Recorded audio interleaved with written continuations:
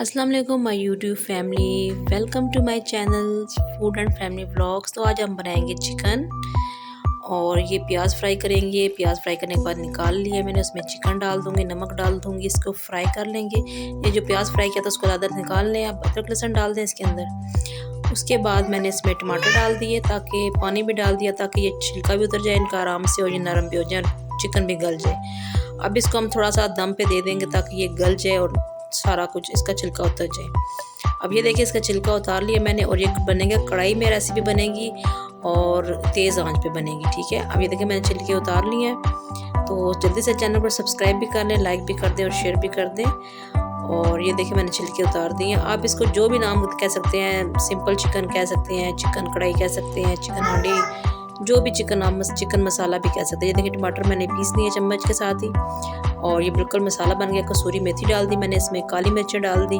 नमक डाल दी और साथ ही सूखा धनिया डाल दूंगी और इसको अच्छी तरह मिक्स कर लें। अच्छी तरह मिक्स करने के बाद अब मैं इसको भूनूंगी ताकि इसका ऑयल जो है ना वो निकल आए।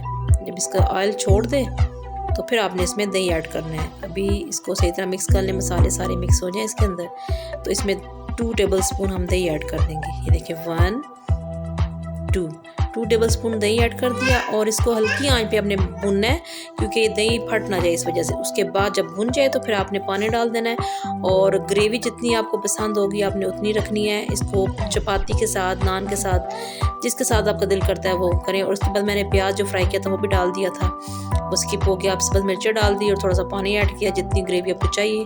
अब इसको हम दम पे रख देंगे और ये देखिए फाइनल लुक इसकी इस तरह आएगी।